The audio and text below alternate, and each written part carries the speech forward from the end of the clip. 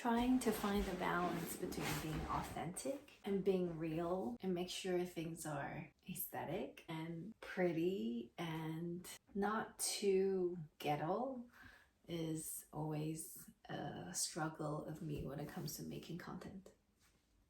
Welcome to my, I don't even know what this is. I feel like this is a good platform and space for me to share with you guys and what I've been working on these days, because I know personally, I just want to be as real and as honest as I can.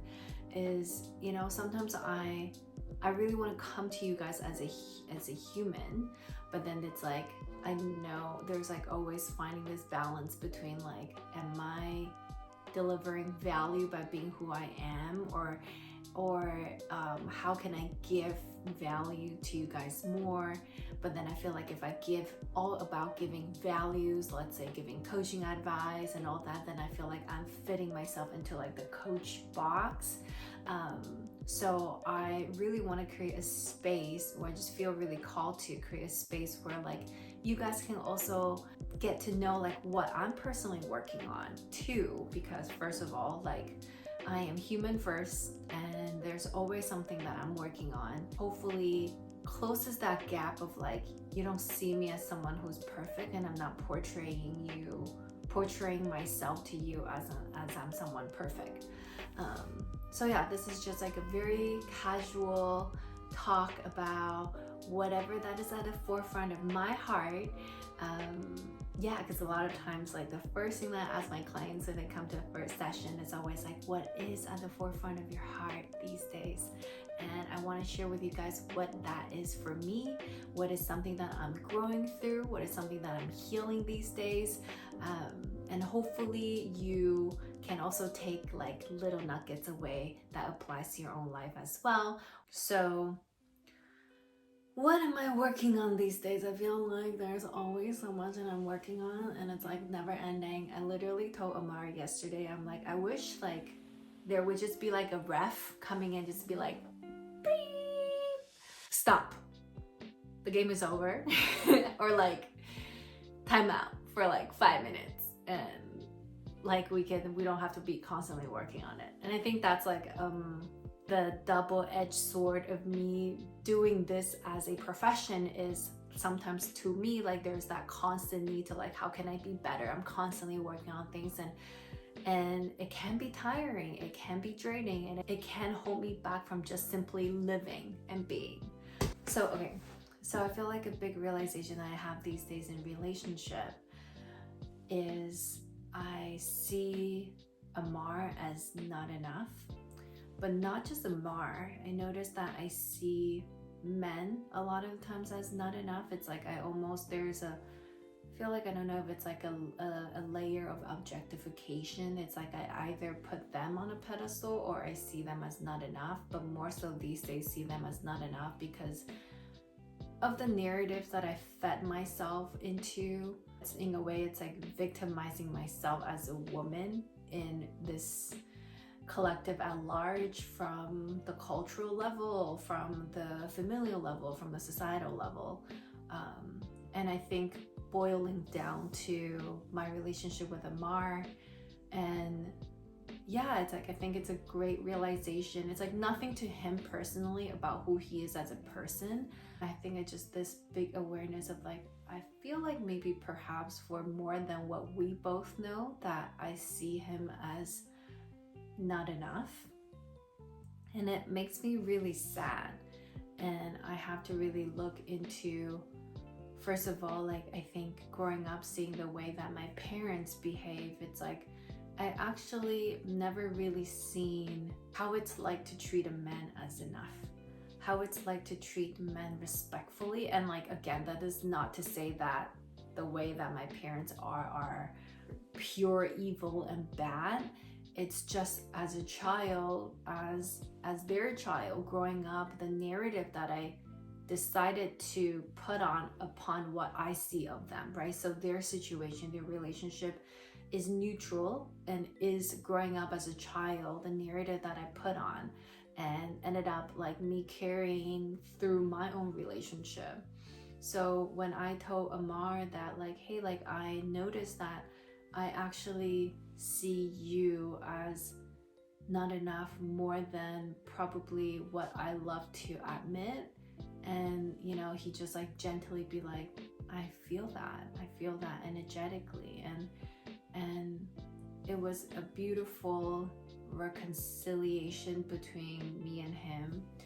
I think personally I feel really bad, and I think a lot of the times when we get into a trigger state at one another, and my my defensive mechanism is to blame. And I always like, this is like, if there's, so Brene Brown, shout out to her, like the book Daring Greatly, like one sentence that I always remember that she said is, blame is a discharge of shame. And so whenever I blame, I'm well aware that there's shame that's underneath it. And I felt like actually the shame of me seeing him as not enough is actually part of what I'm discharging when I'm blaming him. It's like that there's this like feeling of like, I'm blaming him, and I'm like, I know I'm making him feel more like not enough, and I hate it, and I don't know how else I can do about it, and I hate myself for that. And because I hate myself for that, I shame myself for it, I blame even more. It's more like it's a projection of my shame, and it's less about what he is on the other side. And I really like took the time to digest and accept and be okay with that part of me, and just recognizing that like, yeah, it's like I don't know what seeing men enough is like, and I'm probably giving myself less credit than I am, but I think a lot of the times I do that. And it's a healing the masculine within me, and this starts with me loving the masculine around me. It starts with me loving the masculine within me. So when I really dissect that and understand like, okay, why do I see him as not enough, like regardless of, you know, what I see growing up in my parents, the root is that I see him as not enough, and then I would manipulate him into doing something not for his own good, but for me to feel less anxious. And if he doesn't do that, then the overarching narrative that I put, then he is not enough of a boyfriend, of a man, and whatnot. This is a very big awareness that I have. I feel like it was very revealing for me to be aware of that. At the same time, the reason why it was undercover was I felt shame towards it. So I felt liberated to uncover that. And, you know, I think like Amar and I have been together for almost 5 years, and we live together, we work from home together, and sometimes we like see each other, like we see each other like as this close, you know, and we forgot that this is a pillow. It's like, I'm just like, oh, this is an orange thing, whatever that is. And we forgot to see each other as their own individualities.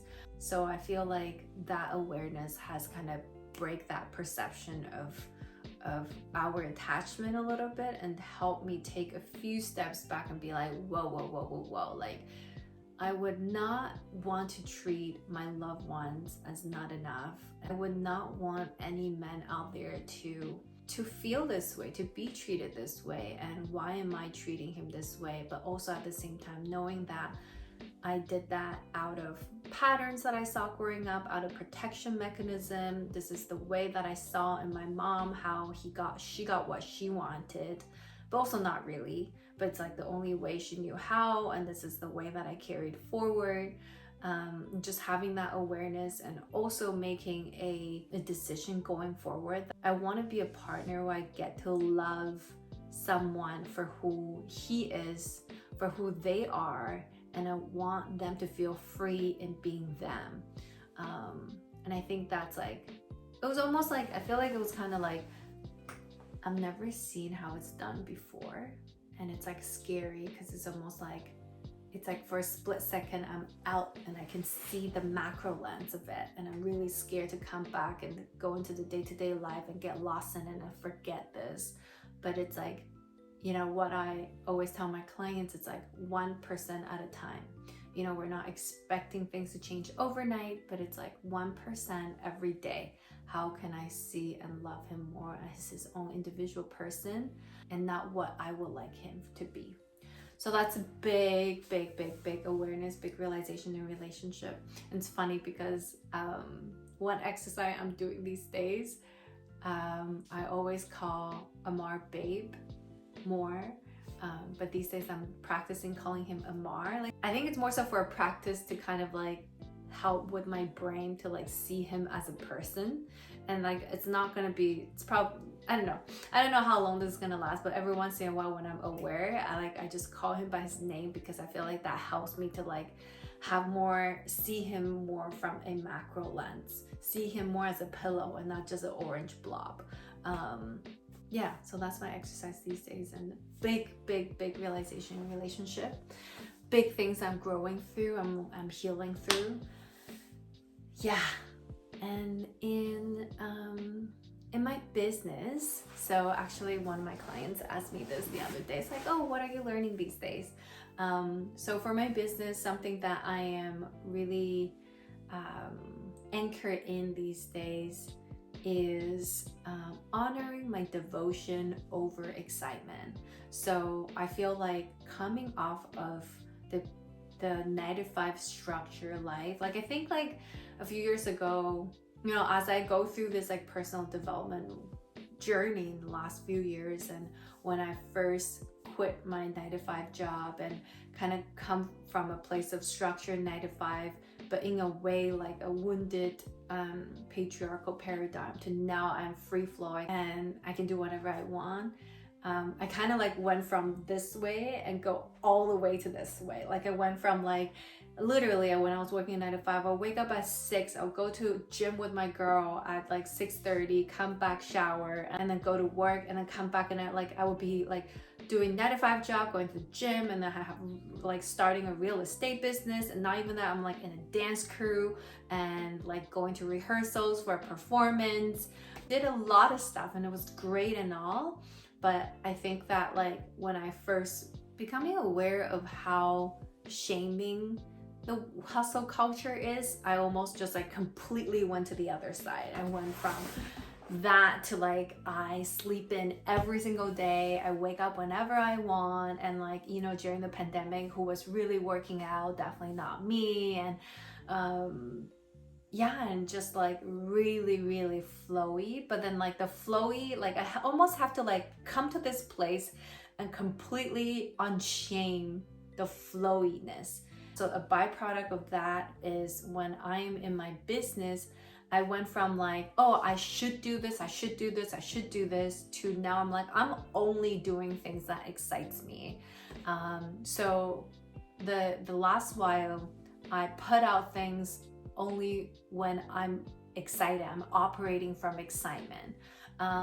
And that has worked out pretty well. Like that has worked out in a way where like I do it when I feel like it, and it's great. And every offer that I put out, I'm really pumped about, right? It was like, this is like the truth. This is my truth. This is like, I'm leading from my highest excitement. What I'm working through these days is knowing that that is exciting and great and fun, but I crave structure these days. So it was really interesting. It was like, I feel like I went from like super this way to super this way, and now I'm like, I'm trying to find like what is the harmony of both. You know, I am healing the inner masculine, honing in the masculine. I feel like there's nothing wrong operating my life from a place of excitement, but I think what happens is that it becomes quite circumstantial. Excitement can be fleeting. It's like I'm excited one day, I'm not excited some other days, or something happens and I'm not excited anymore. I get into a fight with Amar and I'm like, all of a sudden I'm not excited anymore. So it can be fleeting. I'm not saying it's bad, And for me, I just like crave to create a sacred structure in my business. So that means I have to access more than excitement. I told myself, I'm like, Taylor Swift and Beyonce, they book their world tour concerts like 2 years out in advance, and like they're not gonna feel like going on the concert by the time it comes. Maybe they have a period on the day of, or like maybe something happens, or like, but they still gonna show up. Why? Because they're devoted to their purpose, they're devoted to their audience. And I think that's one thing that I wanted to really hone in on in my business is, you know, kind of like when you are devoted to your puppy, it's like rain or shine, you're gonna feed your dog. Rain or shine, you're gonna poop your dog. You're gonna take them out for a walk. And I think that's something that I want to implement, that kind of structure in my business, is that devotion to my business. It's like more than excitement, what else can I access to? It's that devotion. I'm not saying that like, oh, I will never honor my excitement anymore. That's absolutely not true. I think excitement, it's almost like the first hint, but then it's like, rain or shine, I want to show up for you guys. Rain or shine, I want to show up for my business, show up for my purpose. Yeah, so that's something that I'm working on in my business these days. So talk about relationship and business, and I think life in general. Something that I want to work on these days is building deeper intimacy with my loved ones. I think a lot of the times I have this tendency of like, I'm only there for the people that I can see or be in proximity, and a lot of the times it's a mar. But then my parents live really far away, my family lives really far away. I have amazing friends in Taiwan, and even just like friends here in Canada.